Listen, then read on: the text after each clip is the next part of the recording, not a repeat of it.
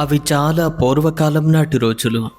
ఆ రోజుల్లో పానుగంటిపురం అనే ఓ చిన్న పల్లెటూరు కొండలకు కొద్ది దూరంలో ఉండేది. ఆ పల్లెలో తన కుటుంబంతో కలిసి 20 ఏళ్ల యువకుడు ఒకడు నివసిస్తూ ఉండేవాడు. తన పేరు రామయ్య. వారి పూర్వీకుల నుండి వారు గొర్రెల కాపర్లు కావటంతో తాను కూడా తండ్రితో పాటు అదే వృత్తిని కొనసాగిస్తూ ఉండేవాడు. తన తండ్రి 60 ఏళ్ల వయసు వచ్చేసరికి కాళ్ళు చేతులు పనిచేయకపోవటంతో మంచాన్ని పట్టేశాడు. ఇక ఆ గొర్రెల తాలూకా బాధ్యత అంతా కూడా రామయ్యది మాత్రమే. ఎందుకంటే తానే ఆ ఇంట్లో పెద్దవాడు కనుక. ఇక అప్పటి నుండి ఉదయాన్నే సర్దుకూడు భుజాన కట్టుకుని గొర్రెలు తోలుకుంటూ గుట్టవైపుగా వెళ్ళేవాడు. మళ్ళీ తిరిగి ఇంటికి చేరుకునేసరికి సాయంత్రం 5 గంటలు దాటేసేది. అయితే కొందరు వ్యక్తులు మాత్రం వారు ఎక్కువగా గొర్రెలన్నీ కూడబెట్టి గుంపులు గుంపులుగా చేరి ఆ మందను పెద్ద పెద్ద కొండల వైపుగా తోలుకుని వెళ్ళేవారు. వారం రోజుల వరకు అక్కడే ఉండేవారు. కానీ రామయ్యకు మాత్రం ఎవరితోనూ కలవటం ఇష్టముండేది కాదు. తాను ఒంటరిగానే ఎక్కువగా ఉండేందుకు ఇష్టపడేవాడు.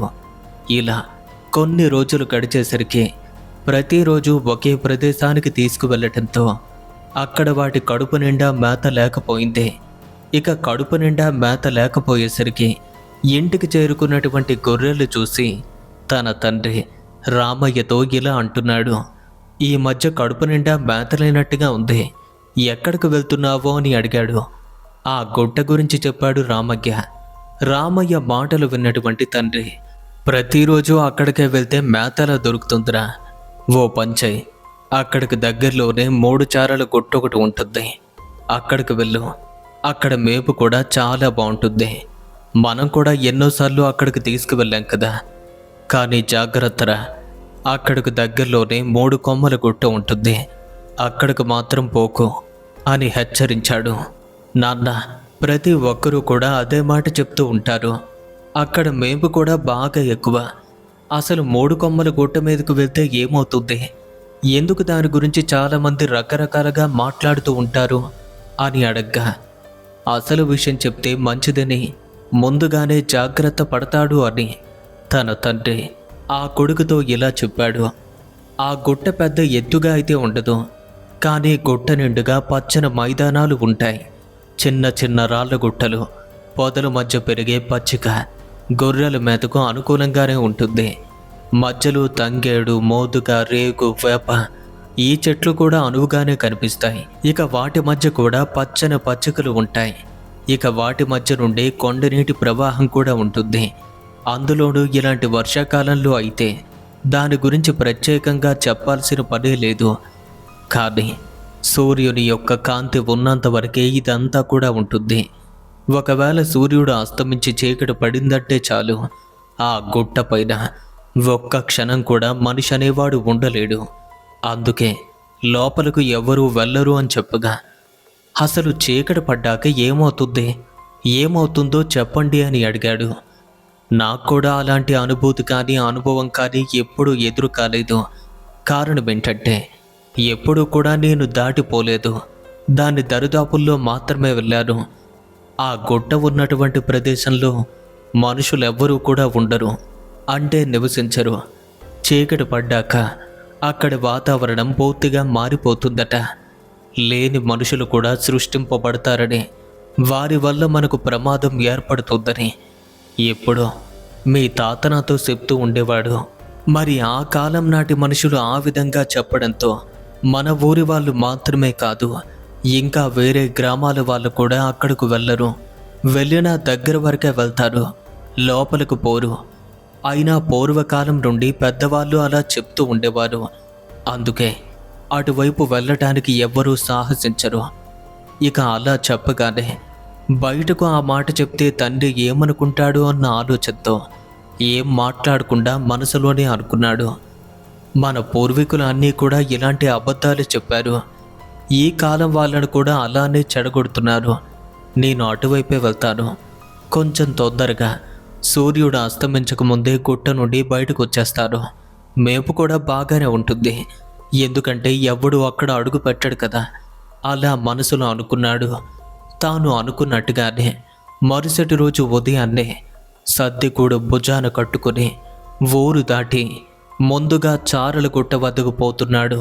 ఇక ఆ చారలగుట్ట అంటే ఏంటో కాదు, ఆ తండ్రి చెప్పినటువంటి ముందున్న ప్రదేశం. అంటే మూడు కొమ్మల గుట్టకు కొంచెం ముందుగా ఉండే ప్రదేశమే చారలగుట్ట. అక్కడికే వాళ్ళ నాన్న వెళ్ళమని చెప్పాడు. కానీ తన మనసులో అప్పటికే తాను వేరొక నిర్ణయాన్ని తీసుకున్నాడు. కాసేపటికి ఆ చారలగుట్టను కూడా దాటుకుని ఎప్పుడు ఎరుగని ప్రదేశమైనటువంటి ఆ మూడు కొమ్మల గుట్టను చేరుకున్నాడు. ఇక అక్కడికి చేరుకునేసరికి రామయ్య పూర్తిగా మైమరిచిపోయాడు. గుట్టను చూస్తుంటే ఎంతో అందంగా, ఎంతో రమణీయంగా ప్రకృతి కనిపిస్తుంది. పెద్ద పెద్ద చెట్లు, అక్కడక్కడ అల్లుకున్న పొదలు, వాటి మధ్య పచ్చటి పచ్చిక బయళ్ళు ఎవరూ కావాలని పేర్చినట్టుగా ఉంది. చిన్న చిన్న రాళ్ల గుట్టలు అద్భుతంగా ఉన్నాయి. ఇక తాను ఆ అందాలను గమనిస్తూ ఉంటే ఎప్పుడు ఎరుగని రీతిలో గొర్రెలు వాటి తలలు సైతం పైకెత్తకుండా పచ్చికను మేస్తూనే ఉన్నాయి. తన భుజాన ఉన్నటువంటి చద్దికూడిన ఒక చెట్టు కొమ్మ కట్టి మరింత ఎత్తులో ఉన్నటువంటి రాళ్ల గుట్టల వైపుగా నడవసాగాడు. అలా గుట్ట వైపు చేరుకుంటున్న కొద్దీ అసలు ఇలాంటి గుట్ట వైపు మనుషులు రాకపోవటమేంటి? పిచ్చివాళ్ళు కాకపోతే నిజంగా ఇక్కడి నుండి ఎవరికైనా కదలాలి అనిపించదు. గొర్రెలు చూడు ఎంత హాయిగా మేసుకుంటున్నాగో. నిజంగా ఎన్ని రోజులు అనవసరంగా భయపడి ఇటువైపు రావటం మానేశాను. ఎప్పటికైనా నిజం తెలిసిందే. ఇక మీద ప్రతిరోజు ఇక్కడికే రావాలి. అలా మనసులో ఆలోచించుకుంటూ మరింత దూరం నడిచి ఆ గుట్ట చివరి భాగానికి చేరుకునేసరికి గుట్ట ఆవుల వైపున పెద్ద పెద్ద కొండల నుండి పారే ఒక చిన్న జలపాతం తన కంటపడింది. ఇక ఆ జలపాతాన్ని చూసేసరికి తనను తాను పూర్తిగా మైమరిచిపోతున్నాడు. వెంటనే తన అడుగులు అప్రయత్నంగా అటువైపు చేరుకున్నాయి. ఆహా, ఏమి సౌందర్యం! అయినా ఈ మనుషులు నిజంగానే బుద్ధి తక్కువ వాళ్ళు. ఎప్పుడూ పూర్వీకులు చెప్పారని ఇటువైపుగా ఎవ్వరూ రావటం లేదు. అయినా దగ్గరకు వెళ్ళి చూస్తే కానీ తెలియదు కదా. నాకొచ్చిన ఆలోచన ఇంతవరకు ఎవరికీ రాలేదు అనుకున్నాడు. సరేలే, ఎవరూ రాకపోవటమే మంచిది. ఇక నుండి ప్రతిరోజు కూడా ఇక్కడికే చేరుకుంటాను. కానీ నేను ఇక్కడికి వస్తున్న విషయం వేరే వాళ్ళకు తెలిస్తే వారు కూడా ఇక్కడికి రావటం మొదలు పెడతారు. మరికొన్నాళ్ళకి నా గొర్రెలకు కూడా మేత లేకుండా పోతుంది. అలా మనసులో కొంచెం స్వార్థంతో ఆలోచిస్తున్నాడు. ఇక ఆ రహస్యాన్ని నాలోనే దాచిపెట్టుకోవాలి అని ఆలోచిస్తూ అక్కడే ఉన్నటువంటి ఒక పెద్ద మామిడి చెట్టు కింద బండ కనిపిస్తే అదే బండపైన వెళ్ళి కూర్చున్నాడు. చల్లగా గాలి వీస్తుంది. ఎదురుగా జలపాతం క్రిందకు పరుగులు పెడుతుంటే పక్షుల యొక్క కిలకిల రావాలకు ఏవేవో కొత్త ఆలోచనలు చోటు చేసుకుంటున్నాయి. రామయ్య మదిలో ఏవేవో ఊహలు. సమయం గడుస్తుంది, అయినా తనకి కాన రావటం లేదు. ఆకాశంలో తేలుతున్న సూర్యుడు కూడా తన కళ్ళకు కనపడటం లేదు. అలాంటి చెట్టు నీడలో కూర్చున్నటువంటి రామయ్యకు ఎప్పుడు ఎరుగనంత ఆ చల్లగాలి తన శరీరాన్ని హాయిగా తాకుతుంటే కాస్త నిద్ర భారం పెరుగుతున్నట్టు ఆవులింతలు మొదలెక్కాయి. నిద్రను ఆపుకోవాలి అని చూస్తున్నాడు. కానీ ఆ చలిగాలి అతన్ని విడిచిపెట్టకుండా మరింత చల్లదనాన్ని చేకూర్చగా అనుకోకుండా నెమ్మదిగా నిద్రలోకి జారుకున్నాడు. అలా బండపైన కూర్చుని మామిడి చెట్టుకు ఆనుకుని హాయిగా గుర్రెపెట్టి నిద్రపోతున్నాడు తాను. అలా హాయిగా నిద్రపోతుంటే గొర్రెలన్నీ ఎక్కడికి వెళ్లకుండా పచ్చిక మేస్తూ ఉండగా ఇక ఆ చల్లదనానికి అసలు అతనికి మెలకువే రావటం లేదు. ఇక అప్పటికి సమయం సరిగ్గా మధ్యాహ్నపు వేళ కావచ్చింది. ఇంతలో చెట్టు వెనక నుండి ఎవరో కొంతమంది పిల్లలు వారిలో వారు మాట్లాడుకుంటున్నట్టుగా మాటలు వినపడటం మొదలైంది. కానీ వారి మాటలు పట్టించుకునే స్థితిలో కూడా లేడు. అయినా సరే వారి మాటలు ఇంకా అలానే వినిపిస్తున్నాయి. అయినా రామయ్యకు మాత్రం మెలకువ రావటం లేదు. ఇంతలో చెట్టు కొమ్మపై నుండి కొమ్మల యొక్క చిన్న పుల్లలన్నీ కూడా విరిచి ఎవరో తనపైకి విసురుతున్నట్టుగా వచ్చి పడుతున్నాయి. అయినా సరే తాను కళ్ళు తెరవటం లేదు. ఇంతలో తన చెవిలో ఏదో పాకుతున్నట్టుగా అనిపించింది. అంతే, ఒక్కసారిగా కళ్ళు తెరిచి చూశాడు. ఉలిక్కిపడి లేచాడు. అలా చూస్తే సుమారుగా 5 ఏళ్ల వయసులో ఉన్నటువంటి ఒక పిల్ల ఒక చిన్న చీపురు పుల్లను తీసుకొచ్చి అతని చెవిలో పెట్టి తిప్పుతున్నట్టు కనిపించింది. అలా అమ్మాయి కనపడగానే నిద్రమైకం నుండి ఒక్కసారిగా పూర్తి స్థాయిలో మేల్కొని కోపంతో గట్టిగా అరిచాడు. ఇక తాను ఆ విధంగా అరవటంతోనే అమ్మాయి భయపడి అక్కడి నుండి పరుగులు పెడుతుంటే సరిగ్గా అప్పుడే చెట్టు కొమ్మపై నుండి చిన్నపిల్లలంతా కూడా ఒకరు తరువాత ఒకరు నెమ్మదిగా దూకి వారు కూడా అమ్మాయి వెంటే పరుగు పెడుతున్నారు. వారు వరుసగా గమనిస్తే 7 పిల్లలు, పైగా అందరూ కూడా ఆడపిల్లలే. అంత చిన్న పిల్లల్ని 7 చూసేసరికి రామయ్య ఆశ్చర్యపోయాడు. అరే, ఇక్కడ మనుషులెవరూ కూడా ఉండరు కదా, మరి వీరు ఎలా వచ్చారు అని ముందుగా అనుకున్నాడు. ఇక వెంటనే పైకి లేచి నిలబడి వారి కోసం చూస్తే వారెక్కడా కనిపించలేదు. కానీ దూరంగా వాళ్ళు ఏడుస్తూ అటువైపుగా వెళ్ళిపోతున్నట్టు వినపడింది. చెట్టు కొమ్మపైకి ఎక్కి వారిని గమనిస్తున్నాడు. ఆ 7 ఒకరి వెంట ఒకరు పరిగెడుతున్నట్టుగా కనిపించారు. ఇక రామయ్య వెంటనే చెట్టు కొమ్మ మీద నుండి క్రిందకు దూకి వారిని అనుసరిస్తూ వెళ్తున్నాడు. కేవలం 100 అడుగుల దూరాన్ని దాటేసరికి వారంతా ఒక పొద వెనక్కి, అంటే పెద్ద పొద వెనుక భాగానికి చేరుకుని అక్కడి నుండి కనపడకుండా పోయారు. అరే, వీళ్ళంతా కూడా ఎవరు? ఇక్కడ మనుషులెవరూ కూడా ఉండరు అని చెప్పి నాన్న చెప్పారు. కానీ చూస్తుంటే ఇంతమంది పిల్లలు కనిపించారు. ఒకవేళ అక్కడ మనుషులెవరైనా ఉంటున్నారా ఏంటి? అలా మెల్లగా నడుస్తున్నాడు. సరిగ్గా ఆ పొదకు దగ్గరగా వెళ్ళేసరికి ఆ పొద వెనుక ఒక చిన్న గుడిసైతే కనిపించింది. దాన్ని చూడగానే అనుకున్నాడు, ఓహో, అంటే ఇక్కడ కూడా మనుషులు ఉంటున్నారా అని చెప్పి. ఎలాగో దగ్గరకు వచ్చాం కదా, ఒక్కసారి వెళ్ళి చూద్దాము అని ఆ గుడిసెకు మరికొంచెం దగ్గరగా వెళ్ళగా ఆమె ఒక చంటి పిల్లను ఊయల్లో వేసి ఊపుతుంటే అల్లరి చేస్తూ నన్ను నిద్రలేపిన పిల్లలంతా కూడా ఆ గుడిసె లోపలికి వెళ్ళి అక్కడ దాక్కున్నారు. ఇక నేను తన కంటపడిన మరుక్షణమే, ఎవరండి మీరు, ఎక్కడికెందుకు వచ్చారు అని అడిగింది.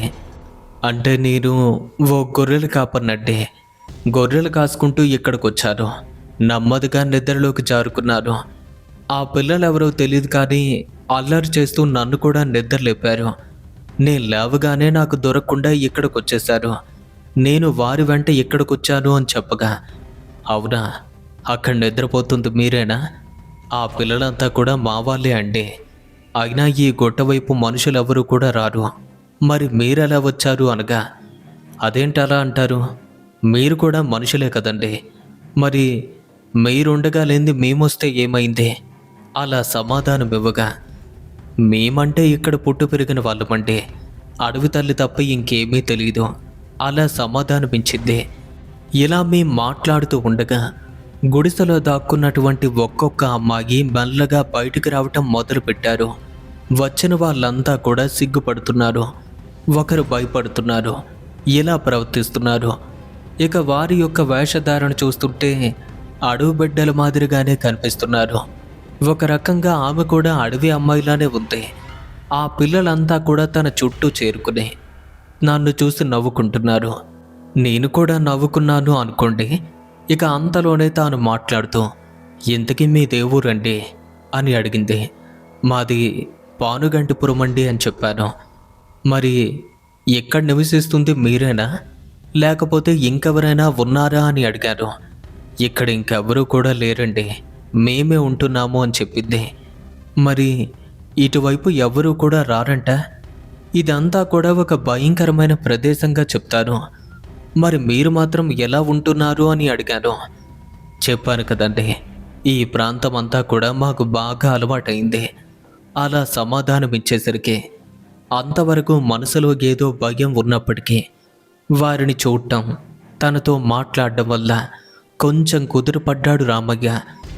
ఇంతకుముందు ఎప్పుడు మీరు రాలేదా అని అడిగితే, లేదండి, ఇటువైపు మనుషులు రాకూడదు అని మా వాళ్ళు చెప్తారు, అందుకే ఇంతవరకు రాలేదు అని చెప్పగా, భలే వారండి, వస్తే ఏమవుతుంది?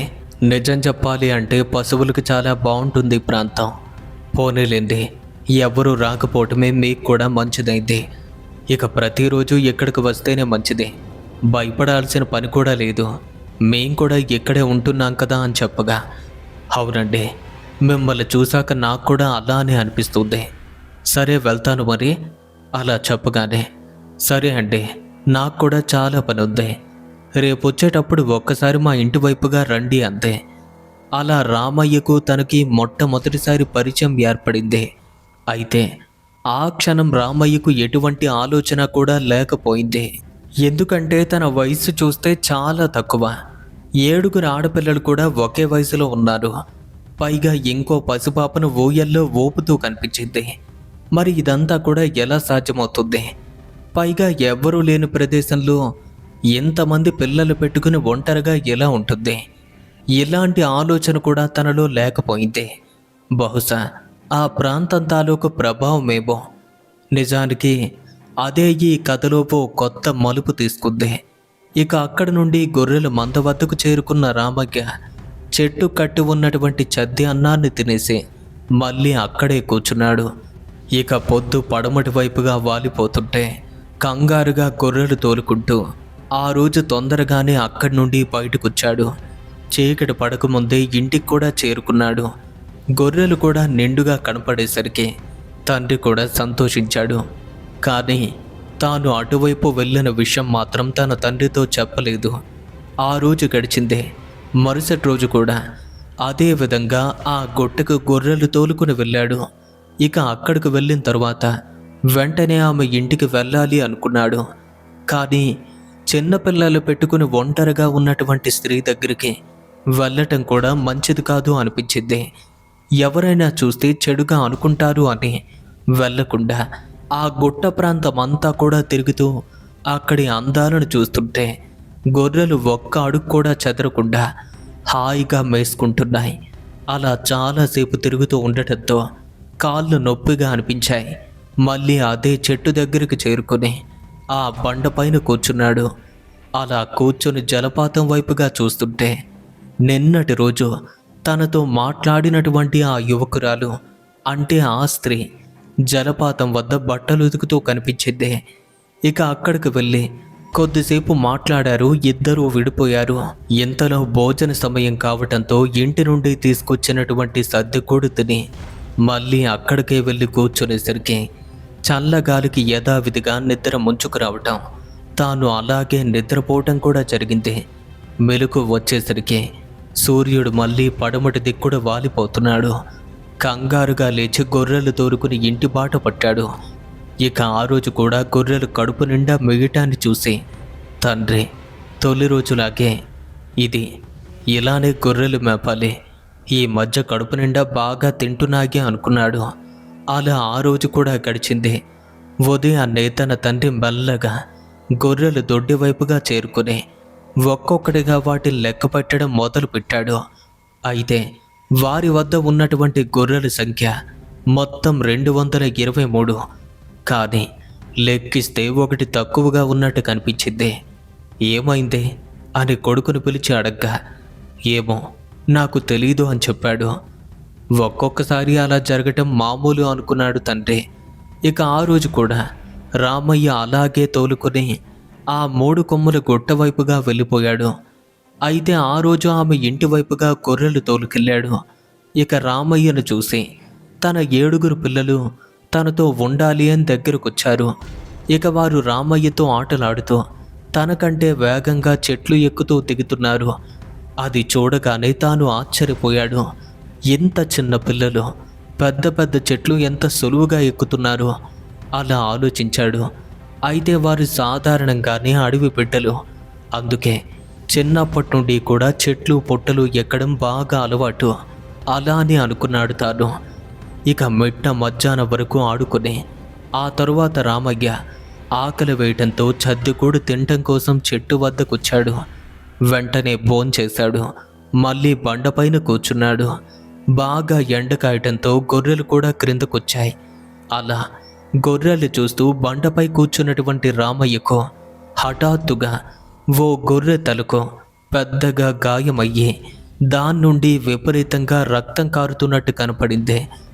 ఏం జరిగింది, ఇంత గాయం ఎలా అయింది అని చూడగా ఏదో ఒక జంతువు అదేంటో తెలియదు కానీ పళ్ళతో కొంచెం గట్టిగా కొరికినట్టుగా అనిపించింది. ఇక వెంటనే అడవిలో ఉన్న కొన్ని ఆకులు తీసుకుని వాటిని నలిపి వాటి రసాన్ని గాయం పైన వేసి ఆ తరువాత కట్టు కట్టాడు. కానీ రామయ్యకు మాత్రం కొంచెం భయంగా అనిపించింది. ఎందుకంటే అక్కడ అడవి జంతువులు ఏమైనా ఉన్నాయేమో అని. ఇక అప్పటి నుండి కూడా కొంచెం జాగ్రత్తగా గమనించడం మొదలుపెట్టాడు. ఇక ఆ రోజు ఆ విధంగా గడిచింది. మరుసటి రోజు ఉదయాన్నే వాళ్ళ నాన్న ఎప్పట్లాగే గొర్రెలు లెక్కించడం మొదలుపెట్టాడు. అలా లెక్క పెడుతుంటే మళ్ళీ ఓ గొర్రె తగ్గినట్టుగాను ఇంకో గొర్రెకు తలపైన గాయం ఉన్నట్టుగాను అనిపించింది. వెంటనే కొడుకును పిలిచి అడిగాడు. గాయం అవ్వటం నిజమేనని, ఆ గాయం కావటానికి ఏదో జంతువు కారణమని, అందుకే కట్టు కూడా కట్టాను అని చెప్పగా, మరి లెక్క చూస్తుంటే ఓ గొర్రె తక్కువగా ఉంది, దానికి కారణమేంటి అని అడిగాడు. కానీ రామయ్యకు ఆ విషయం తెలియదు. అందుచేత ఎలా తగ్గిందో కూడా అర్థం కాలేదు అని చెప్పాడు. అయితే ఈ రోజు నుండి కొంచెం జాగ్రత్తగా కనిపెట్టు, ప్రతిరోజు ఇలానే జరిగితే జంతువులు అలవాటు పడతాయి అలా రామయ్యతో చెప్పగా, సరే అని ఆ గొర్రెలు తోలుకుని మళ్ళీ అదే గుట్టకు వెళ్ళిపోయాడు. ఇక ఆ రోజు వెళ్ళగానే మళ్ళీ పిల్లలతో కొద్దిసేపు గడిపి మళ్ళీ గొర్రెల వద్దకొచ్చి మధ్యాహ్నం భోజనం కోసం క్రిందకొచ్చాడు. ఆ తరువాత భోంచేశాడు. ఆ గొర్రెలు తోలుకుంటూ ఇంకా క్రిందకు వెళ్తున్నాడు. కొంచెం నడవగానే మళ్ళీ తనకు నిద్ర వస్తుంది. కానీ తనలోని అనుమానం మాత్రం నిద్రపోనివ్వటం లేదు.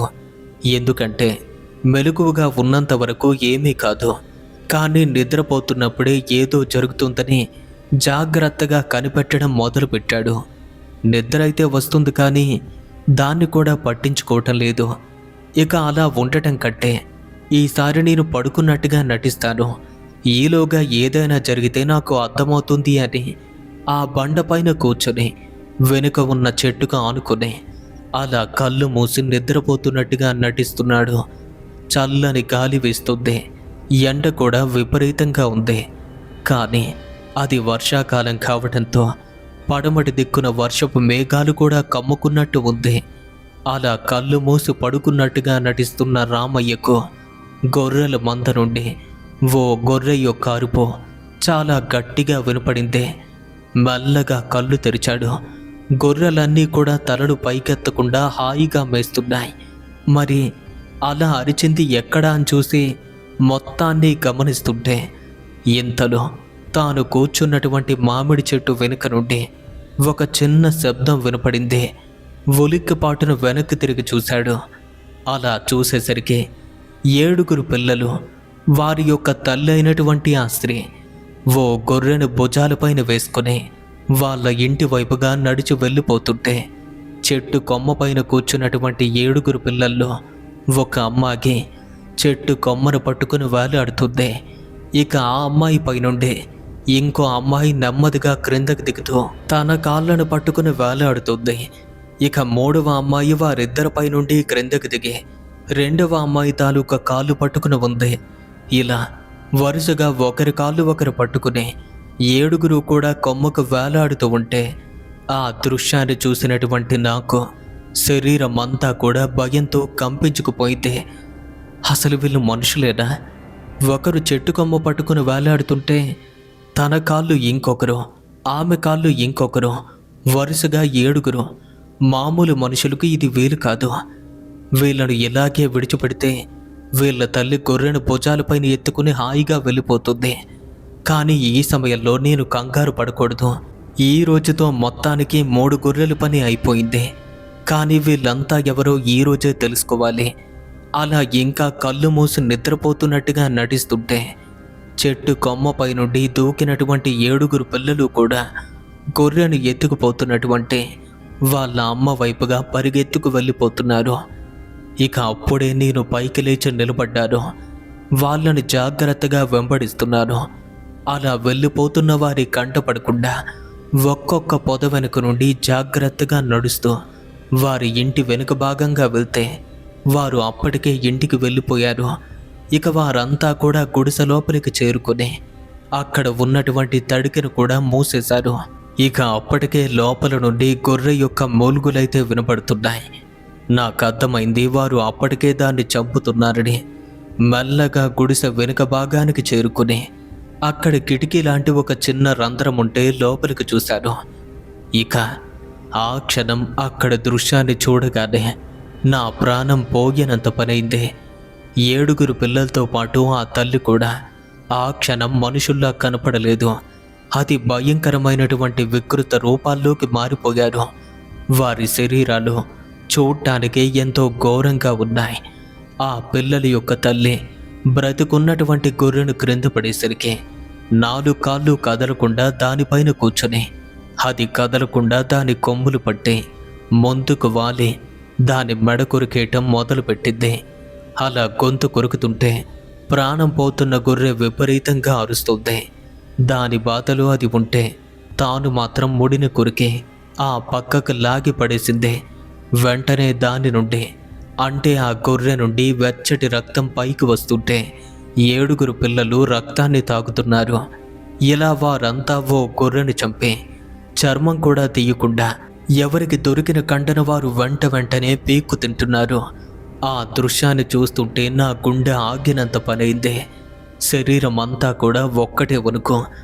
ఇక అలాంటి భయంకరమైన రూపాల్లో ఉన్నవారంతా కూడా నా కళ్ళ ముందు నేను చూస్తుండగానే కొద్ది నిమిషాల వ్యవధిలోనే ఒక్క ఎముకలు తప్ప మాంసం మొత్తాన్ని కూడా పీక్కు తింటున్నారు.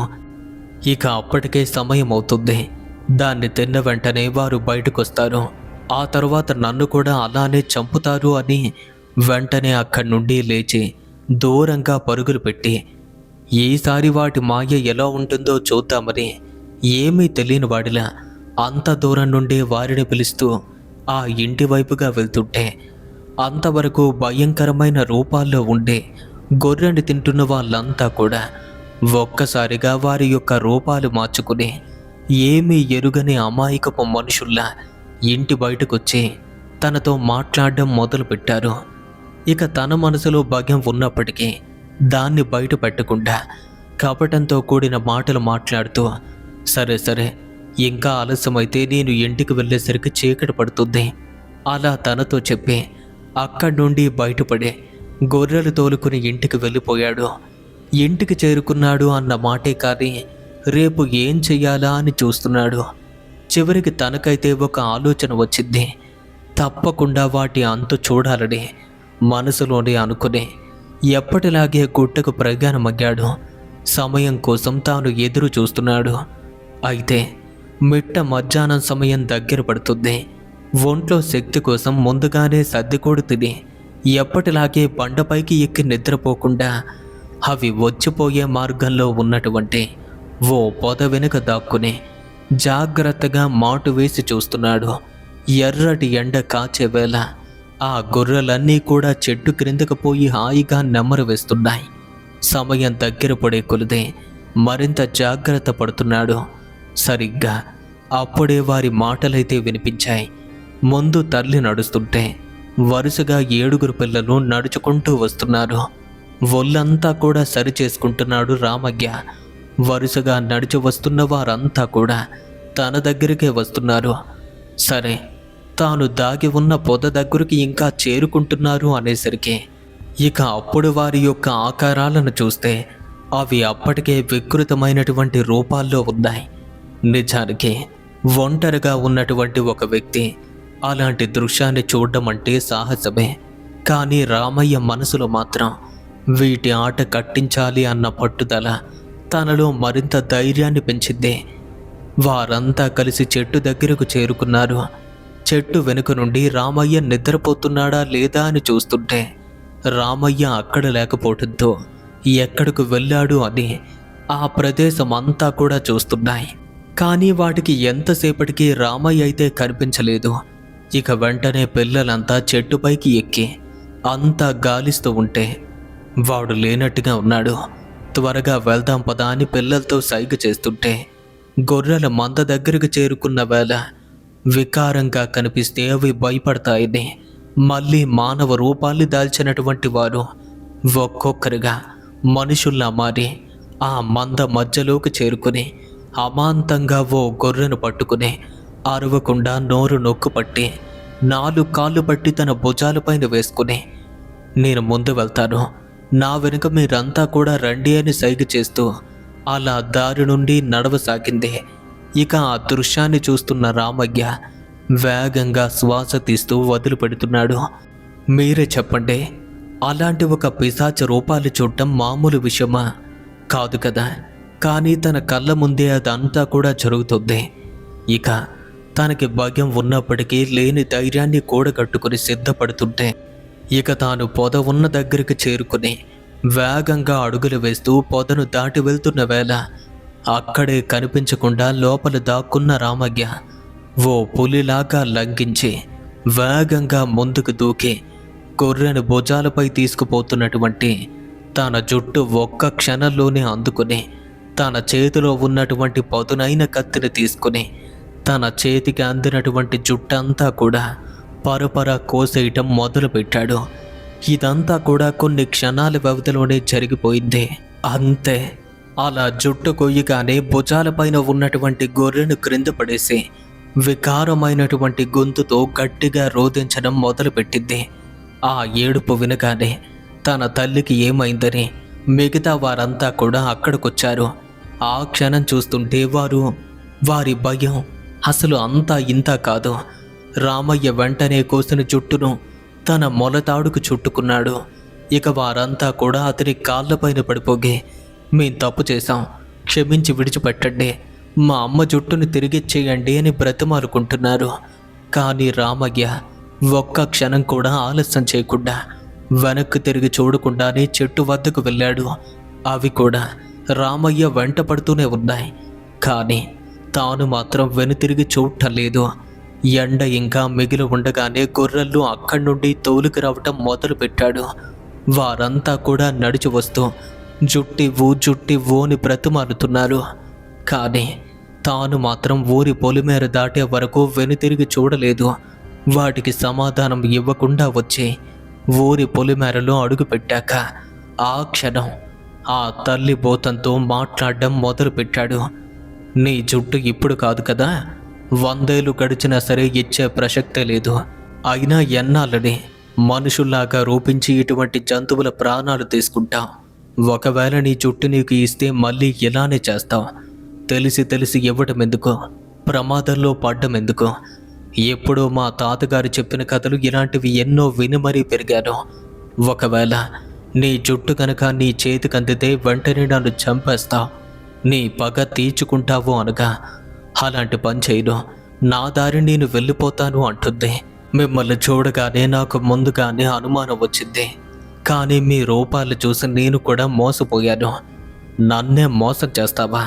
అది కూడా నమ్మించి నా గొర్రెల యొక్క ప్రాణాలను అపహరించి అలా దారుణంగా తింటావా?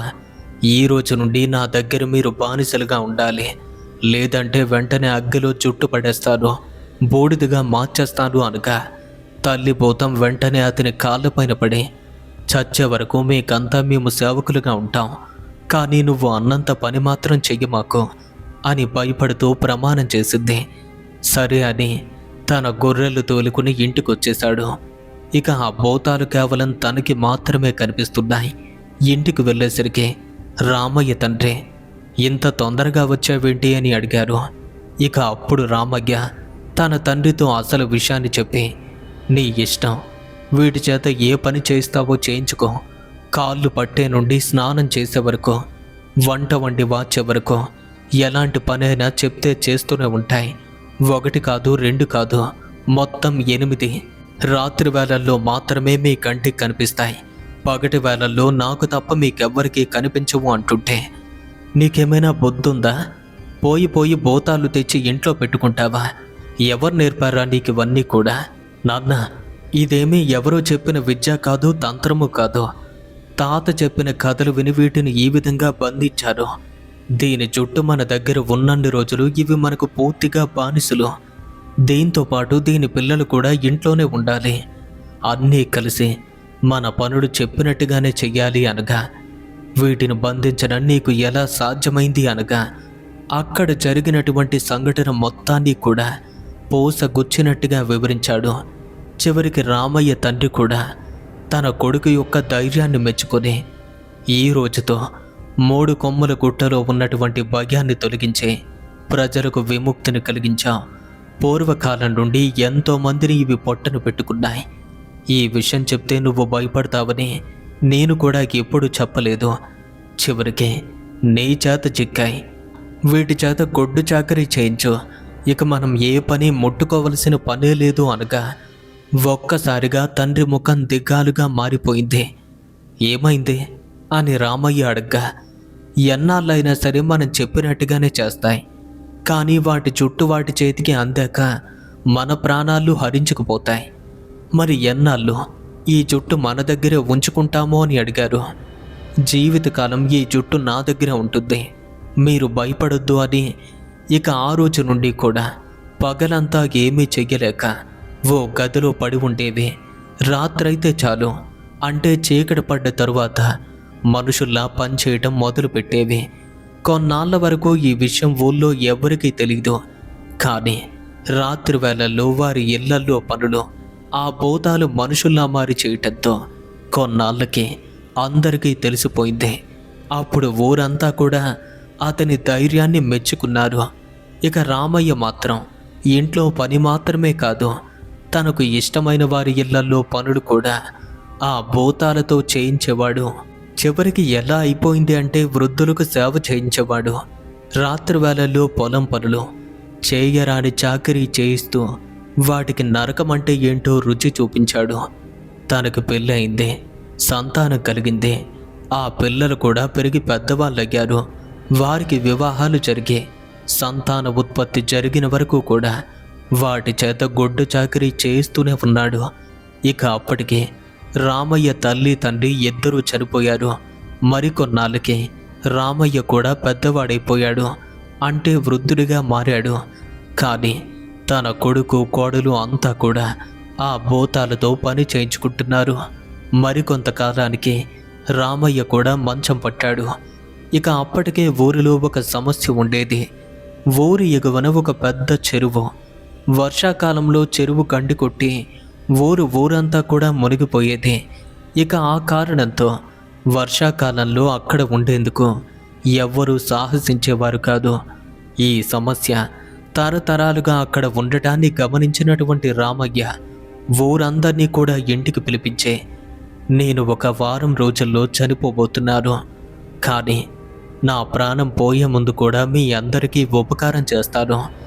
మన ఊరి చెరువు యొక్క గండి గురించి మీ అందరికీ తెలుసు కదా, ఇక ముందు దాని ఇబ్బంది లేకుండా నేను చేస్తాను. అలా భరోసా ఇచ్చి వారిని పంపించారు. అయితే ఈ ముసలాడు వయసు మళ్ళటంతో ఇలా మాట్లాడుతున్నాడు అని అంతా నవ్వుకున్నారు. కానీ అసలు విషయం కొత్త తరానికి తెలీదు. ఇక ఆ రోజు రాత్రి కొడుకు కోడలు అందరినీ తన వద్దకు పిలిచి, తెల్లవారేసరికి నేను చనిపోబోతున్నాను, ఇక ముందు ఈ ఇంట్లో భూతాలు కూడా ఉండవు, వాటికి ఈ రోజుతో నేను విముక్తి కలిగిస్తున్నాను. నా కోసం మీరెవ్వరూ కూడా బాధపడొద్దు, మీరంతా హాయిగా ఉండాలి అని అందరినీ దీవించి ఊరికి కొద్ది దూరంలో ఉన్నటువంటి తన పొలంలోకి వెళ్ళి ఆ భూతాలను పిలిచి, ఇదే నా చివరి కోరిక అని చెరువు యొక్క గండి ప్రభావం ఆ గ్రామం పైన ఇక ముందు లేకుండా రాళ్లతో ఒక వంతెన నిర్మించమని చెప్పాడు. ఆ మాట విన్న భూతాలు సంతోషంగా ఒప్పుకున్నాయి. రాత్రికి రాత్రి 8 భూతాలు కలిసి కోడి కూసే వేళకు ఆ చెరువుకు ఒక వంతెనను నిర్మించాయి. ఇక తెల్లవారి ఊరి ప్రజలంతా కూడా లేచి చూస్తే అక్కడ వంతెన కొత్తగా వెలిసినట్టు కనిపించింది. అసలు పెద్ద పెద్ద ఏనుగులు సైతం ఎక్కలేని రాళ్ళు ఇలా హఠాత్తుగా ఏర్పడ్డవేంటి, ఇదేదో మాయలా ఉంది అని అంతా అనుకున్నారు. కానీ ఆ తర్వాత ఆలోచించారు, రామయ్య ముందుగానే మనతో చెప్పాడు కదా, ఇక ముందు దాని ఇబ్బంది లేకుండా చేస్తాను అని. తన చేత ఈ పని చేయించాడని అంతా ఆలోచించారు. మరి తన కొడుకు అయితే ముందే తెలుసు తండ్రి ఈ పాటికే చనిపోయి ఉంటారని. ఇక అదే విషయాన్ని ఊరిలో వారందరికీ చెప్పగా వారంతా కలిసి పొలంలోకి వెళ్ళారు. అక్కడే చూస్తున్నారు. ఇక మరికొంచెం ముందుకు వెళ్ళి చూస్తే రామయ్య శరీరం అంతా ఎలా అయిపోయిందంటే ఏవో అడవి జంతువులు పీక్కు తిన్నట్టు శరీరంలోని అవయవాలన్నీ కూడా చల్లా చెదురుగా పడి ఉన్నాయి. కానీ అదే ప్రదేశంలో ఒక్క రక్తం చుక్క కూడా కనిపించలేదు. అది భూతాల పని అని అంతా అనుకున్నారు. ఏది ఏమైనా భూతారుడు శాసించినటువంటి రామయ్య జీవితకాలం వాటి చేత గుడ్డు చాకరీ చేయించి తన జీవితం యొక్క ముగింపులో ఊరికి ఒక మంచి పని చేసి వాటి చేతుల్లోనే చనిపోయినందుకు అంతా కూడా రామయ్యను 1000 నోళ్ళ కొనియాడారు. మరి ఇలాంటి ఒక యథార్థ సంఘటనను తన తండ్రి గారు తనతో చెప్పడంతో అదే విషయాన్ని విన్నటువంటి నిజాం అలీ అనే ఒక సోదరుడు ఈ సంఘటనను ఈరోజు మనందరితోనూ షేర్ చేసుకోవటం జరిగింది. అయితే ఈ వంతెన అనేది రాయల్పేట అనే గ్రామానికి కొన్ని కిలోమీటర్ల దూరంలో ఇప్పటికీ కూడా ఉందని వారైతే చెప్పారు. కానీ రాయల్పేట అనేది ఎక్కడుందో పూర్తి విషయం మాత్రం షేర్ చేసుకోలేదు. అయితే ఈ వంతెనను ఇప్పటికీ కూడా దెయ్యాలు కట్టిన వంతెన అని చెప్తారట. మరి మీరేమనుకుంటున్నారు? మీ యొక్క అభిప్రాయాన్ని కామెంట్స్ రూపంలో మాకు తెలియజేసి మా కోసం ఈ వీడియోని ఒక లైక్ చేస్తే ఇలాంటి మరెన్నో సంఘటనలతో ప్రతిరోజు సాయంత్రం మీ ముందుకు వస్తూనే ఉంటాం. ఫ్రెండ్స్, ఇటువంటి మరిన్ని హారర్ స్టోరీస్ని ప్రతిరోజు కూడా మీరు వినాలి అనుకుంటే ఇప్పుడే మన ఛానల్ను సబ్స్క్రైబ్ చేసుకోండి. అలాగే మీ జీవితంలో జరిగిన భయంకరమైన అనుభవాల్ని మాతో పాటు షేర్ చేసుకోవాలి అనుకుంటే ఇప్పుడే మన యొక్క ఇన్స్టాగ్రామ్కి DM చేయండి.